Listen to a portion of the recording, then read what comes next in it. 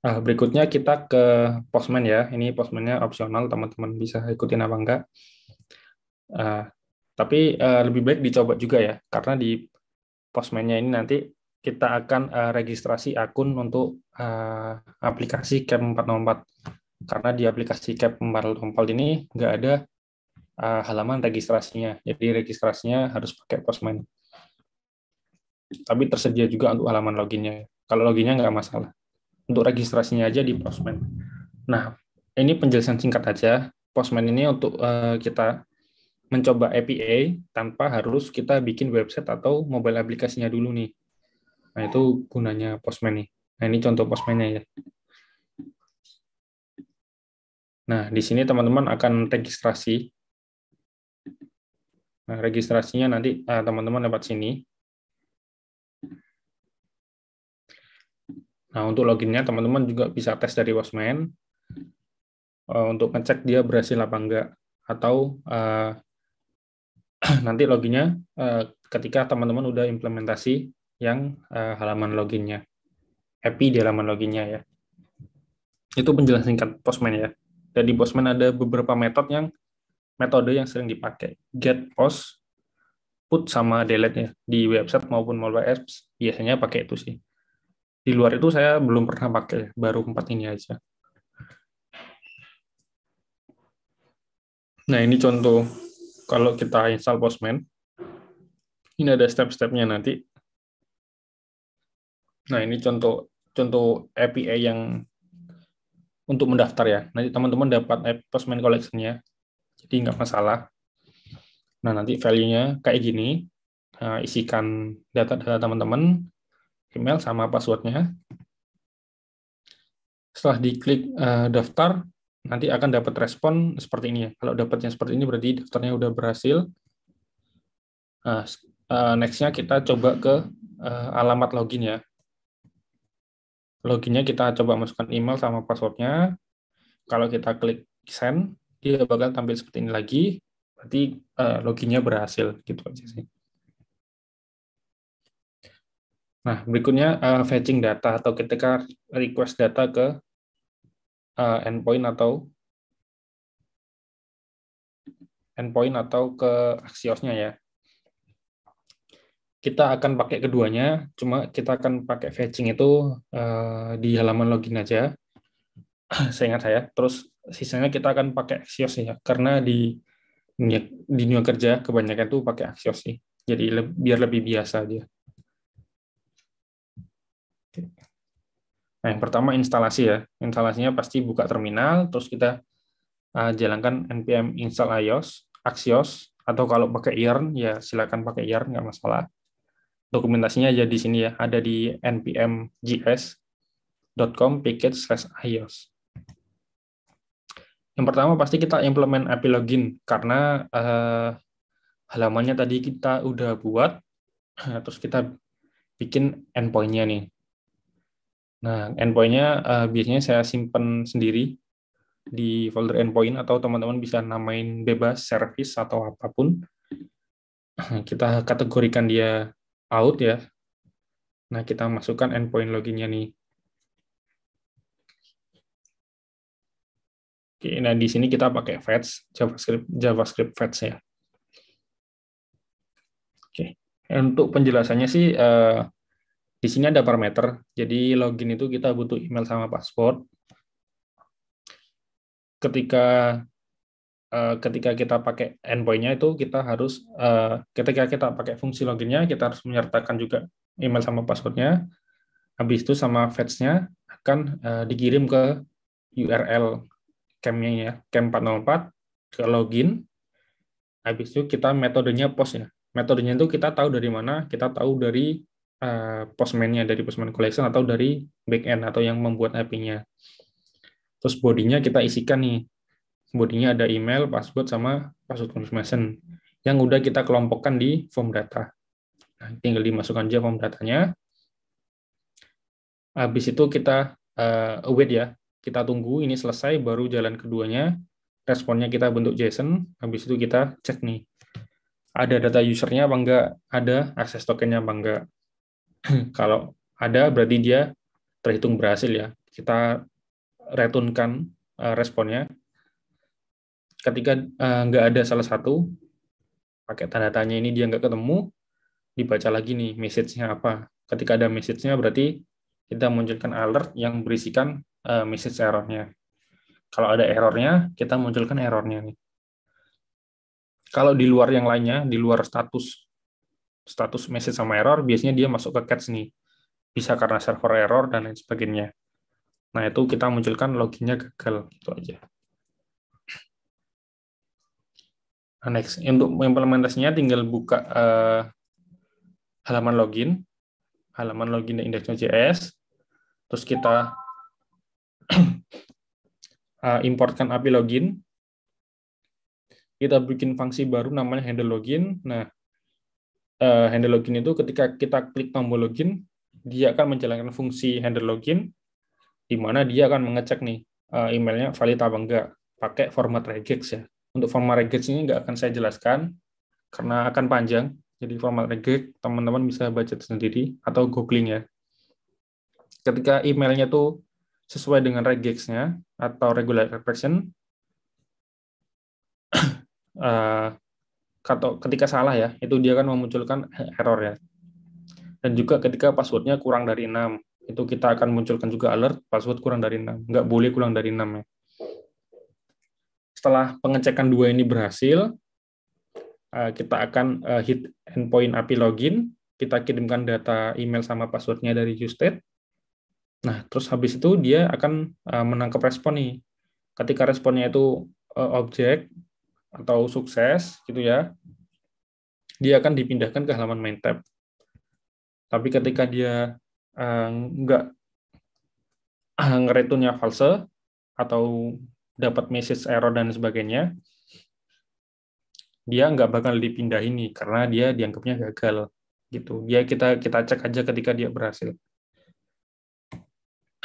Nah, jadinya kan seperti ini ya.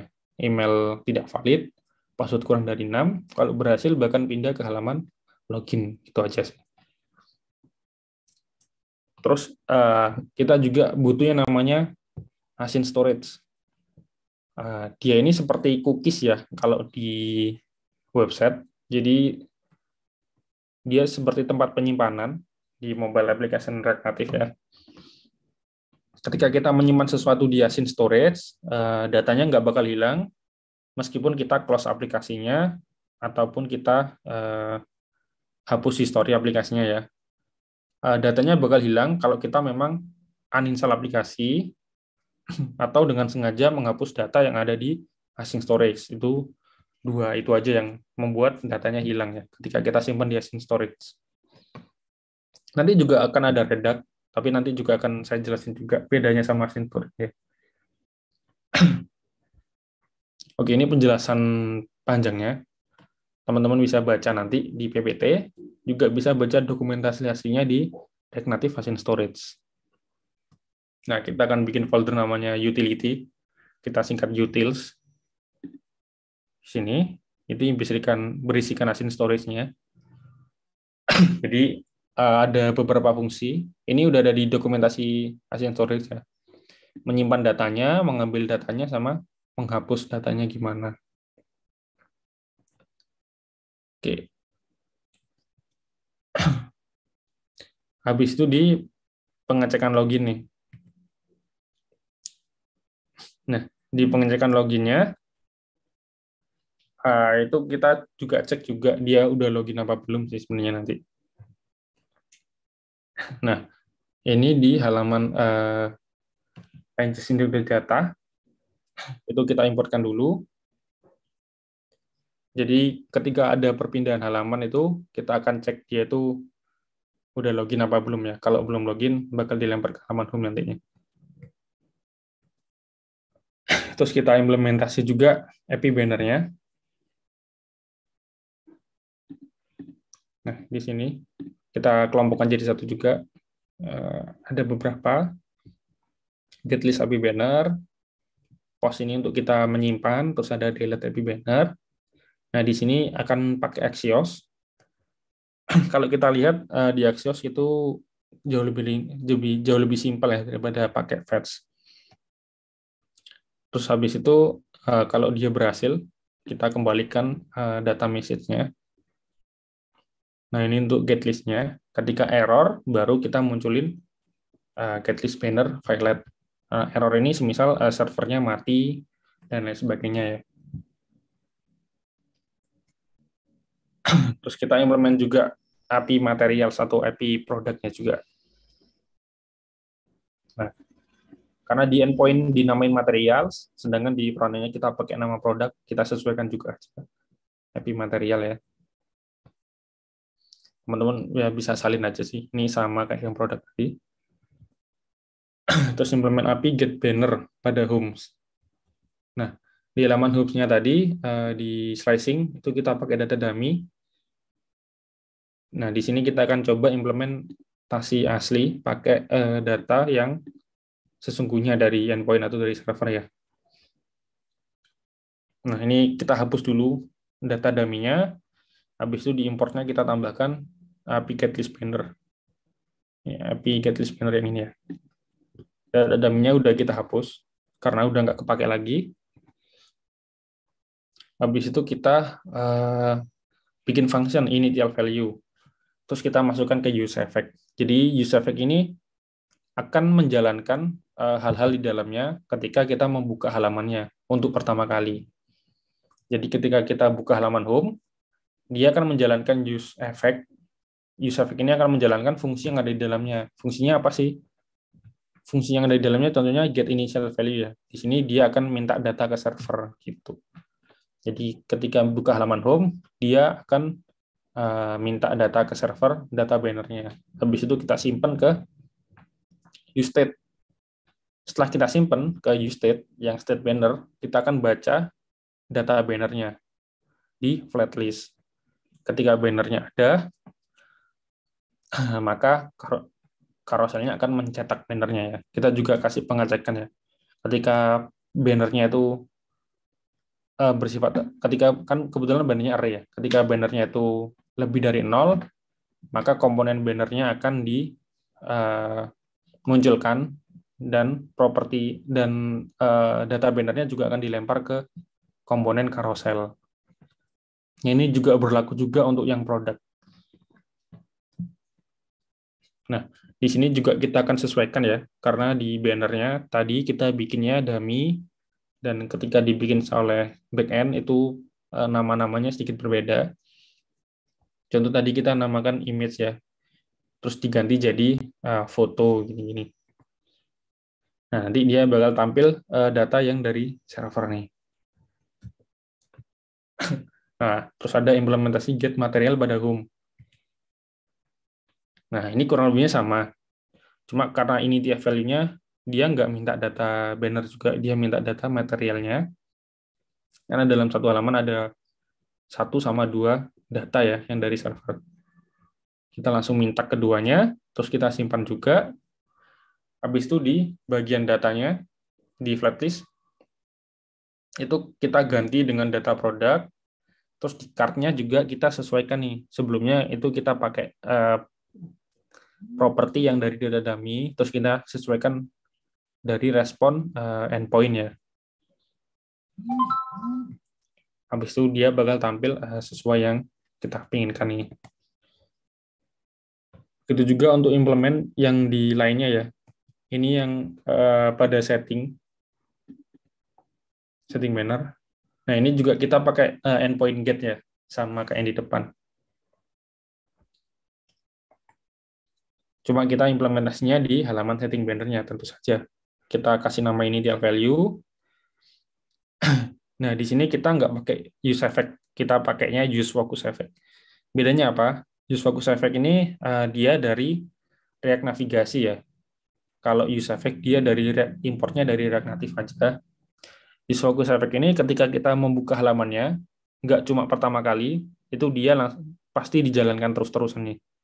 Gitu. Jadi ketika kita berpindah halaman dan balik lagi, dia akan dijalankan lagi.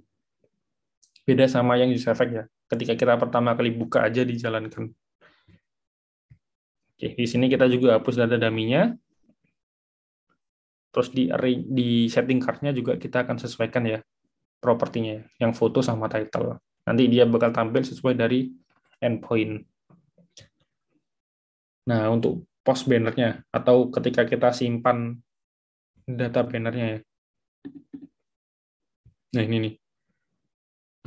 Kita akan simpan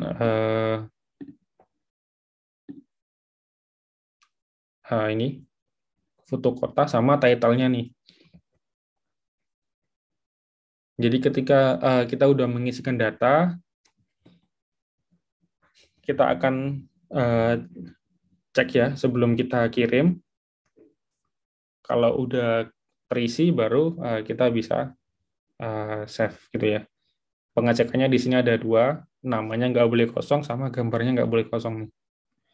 Ketika kosong salah satu dia akan kasih alert ya, data tidak boleh kosong. Kalau kita input sesuai ya, dia akan munculkan save your banner, ini validasi pertama. Kalau kita cancel ya dia akan nggak ngapa-ngapain. Kalau kita oke, dia akan munculin modal sukses. Nah, kurang lebihnya seperti ini step-stepnya ya. Nah, ketika klik OK, kita jalankan juga callback. Callback-nya apa? Kita kembali ke halaman setting banner. Nah, kembali ke sini, dan ketika kembali ke sini, kita pingin halaman ini juga minta ulang nih ke server. Aku barusan nambah nih, coba diminta lagi, siapa tahu ada update gitu ya. Itu tujuannya pakai yang use focus effect tadi. Nah, untuk delete-nya juga itu kita implementasikan, tapi implementasikan di dalam card-nya ya. Jadi ketika diklik tombol delete, dia akan menjalankan endpoint API delete banner dengan kita kasih parameter ID-nya aja. Contohnya seperti ini. Nah, itu udah langsung ke delete ya. Coba kita tambahkan lagi. Kedua. Ini kebetulan saya punya gambarnya cuma satu ya. Nah, jadi kayak gini. Oke. Nah, ini untuk implementasinya. Kita implementasikan juga di dalam card-nya ya. Kita sesuaikan juga. Habis itu kita ketika klik delete, maka datanya akan terhapus. Selanjutnya implementasi get material atau get product. Nah, ini di sini. Ini kurang lebih sama kayak yang get banner tadi. Implementasinya kita hapus juga yang produk dummy-nya. Habis itu kita importkan juga ya yang ini ya. Pilih materialnya. Nah, nanti dia bakal tampil seperti ini nih.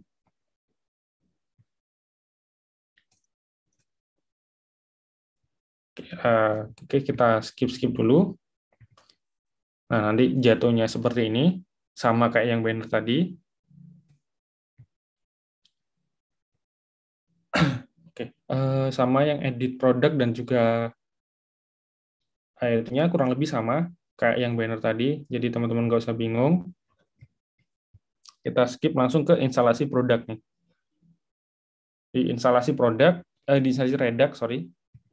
Nah, di Redux ini sama Async Storage tadi bedanya apa? Kalau di Redux ini ketika teman-teman close aplikasi atau lebih tepatnya hapus history ya. Hapus history itu seperti ini. Nah, itu data yang disimpan di Redux bakal hilang nih. Beda dengan si storage, ketika dijalankan seperti tadi, dia nggak bakal hilang datanya. Contohnya data yang nggak ingin kita hilangkan itu data kalau dia sudah login apa belum. Gitu ya.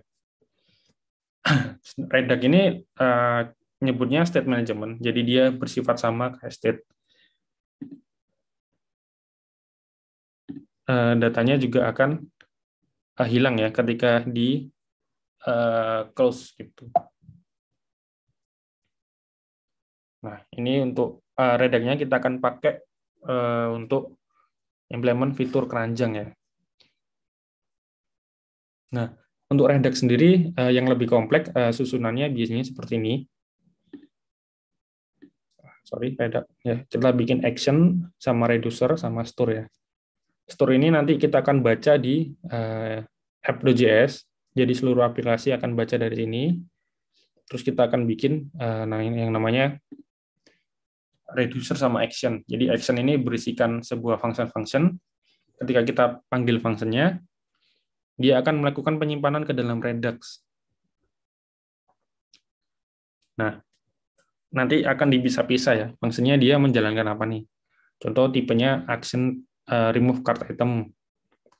Di card-nya dia akan baca remove card item, terus dia akan menjalankan nih apa namanya? Ibaratnya ini use state-nya ya. Di use state list card ini kita akan menghapus komponen yang menghapus data yang diinginkan gitu sih. Strukturnya seperti ini ya. Habis itu, nah ini untuk pembuatan reducernya yang barusan saya jelaskan. Terus ini ada card-nya, yang action-nya. Habis itu di halaman apps-nya kita bungkus seluruh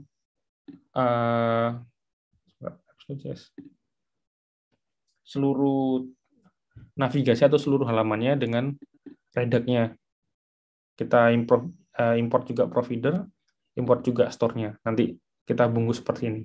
Jadi semua halaman bisa mengakses data yang ada di Redux. Atau simpelnya sih use-state ini seperti Redux ini seperti use-state yang kita bikin global nih. Nah, simbolnya seperti itu sih. Nah, nanti akan diimplementasikan ke card. Ini teman-teman bisa ikutin ya untuk penyesuaian codingannya. Terus ketika udah diimplementasi atau ketika kita klik tombol add, itu kita pinginnya munculkan kayak toas, kayak pop-up kecil di bawah itu dengan tulisan nama produknya, terus ada kalimat ditambahkan ke dalam keranjang gitu. Nah, ini teman-teman bisa ikutin. Di halaman keranjangnya juga kita akan hapus produk dummy-nya, kita implementasi endpoint atau kita implementasi Redux-nya, kita baca data Redux-nya. Nah, nanti bakal tampil seperti itu sih. Kita langsung uji coba kali untuk yang keranjangnya. Contohnya ini kebetulan cuma ada 2 ya. Belum saya tambahkan. Nah, ketika diklik tambah pensil, dia akan menambahkan pensil. Klik tambah kunci akan tambah kunci. Diklik lagi juga akan bertambah. Nah, ketika diklik di pertama ini, dia cuma untuk mendapatkan data ke keranjang. Untuk kuantitinya, harus menambahkan dari halaman keranjangnya. Dia nggak bisa lebih dari 0. Ketika kita tambahkan, dia akan mengirim ke komponen yang bawah, jumlahnya. Ketika kita hapus, dia akan menghapus data dari Redux-nya. Seperti ini. Nah, ketika kita klik check code ya, ini kita nggak simpan beneran di database. Kita beranggapan kalau ketika diklik nanti udah tersimpan gitu aja. Kita klik OK. Nah, ini dianggapnya data udah sukses dibeli ya. Terus ketik OK, data keranjangnya akan dikosongkan lagi. Habis itu kita belum implement fitur logout nih. Untuk logoutnya tuh kita simpan di async storage kan. Ketika klik tombol logout di setting, itu kita tinggal remove aja akses tokennya. Nah, setelah itu kita reset nih. Jadi kita hapus semua navigasinya, terus kita isi lagi indeks pertamanya di stack-nya dengan halaman login nih. Jadi ketika kita logout, ketika di go back kita nggak akan kembali ke halaman login, tapi kita akan dikeluarkan dari aplikasi. Nah, itu untuk yang logout ya. Ada juga pull to request. Sebentar. Email.com.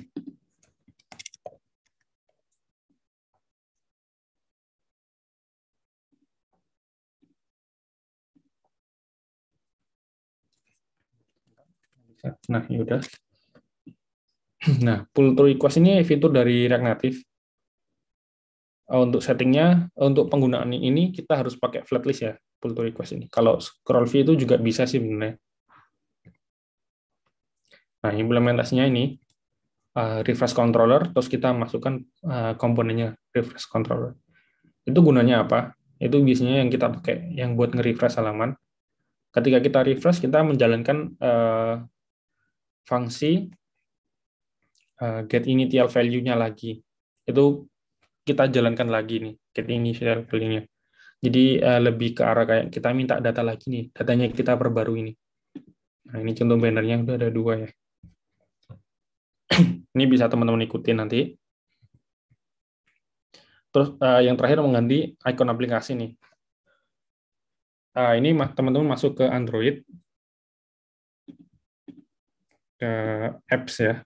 Bisa diikutin ini, apps, src, main.res. main.res. Nah, yang perlu diganti ini yang map-nya aja, yang ada ikon-ikonnya. Ini udah tersedia nanti di Google Drive. Teman-teman bisa copy paste. Habis itu kita jalankan lagi dengan npm run Android, maka dia akan ganti ya ikonnya ya. Kalau ikon bawaannya dia logonya Android gitu. Setelah kita ganti, dia bakal ganti kayak gini. Nah, habis itu yang terakhir ada fitur push notifikasi nih. Yang pertama, teman-teman pasti harus daftar ke Firebase ya. Ini untuk pendaftarannya saya jelasin screen by screen. Nah, teman-teman bisa ikutin. Habis itu untuk implementasi push notifnya kita pakai library namanya RN Firebase. Nah, sebenarnya ini cukup simpel sih untuk penggunaan RN Firebase. RN Firebase ini library yang berguna ketika kita menggunakan fitur dari Firebase ya. Kebetulan kita cuma pakai messaging atau push notifikasi nih. Nah, implementasinya kita taruh di app.js. Jadi ketika ada push notifikasi, kita bisa munculkan alert. Tapi ketika kita alert itu muncul ketika kita lagi buka aplikasinya ya. Tapi ketika kita ketika aplikasi kita logout, kita kirim, dia akan muncul notifikasi kayak yang biasa kita lihat. Nah, untuk untuk ngetesnya juga sudah ada di dokumentasi ya. Nah, ini untuk contoh tampilannya nanti. Ketika kita lagi buka aplikasi, itu dia akan muncul alert seperti ini. Halo, ini push notifikasi dari Camp 404. Nah, ini ketika kita lagi nggak buka aplikasinya nih, dia akan bakal muncul seperti ini nih. Camp 404, halo, ini push notifikasi dari Camp 404. Nah, untuk testing kirim push notifikasinya, itu kita akan coba kirim langsung dari Firebase ya. Nah, itu aja sih. Terima kasih. Saya kembalikan lagi ke Mas Novi. Mungkin Kak Adit ada closing statement? Oh ya, untuk kalau misal dari PPT ada yang kurang jelas, bisa langsung tag saya. Mungkin ada yang terlewat dari PPT, nanti bakal saya update juga PPT-nya. Terus kalau ada tanya terkait kode, bisa langsung tag di Telegram. Nanti sisanya bisa bantu. Dan juga makasih juga udah ngikutin yang sesi Zoom kali ini sih. Baik, terima kasih Kak Adit atas penyampaian materinya, sudah berbagi ilmunya, dan terima kasih untuk teman-teman semua yang sudah mengikuti sesi pada malam hari ini. Semoga harapannya teman-teman bisa mengikuti proses di Camp 404 sampai akhir ya, sampai teman-teman mengikuti kuis, ujian akhir, dan pada akhirnya teman-teman bisa mengklaim sertifikat. Nah, terakhir saya ucapkan terima kasih dan selamat malam teman-teman semua.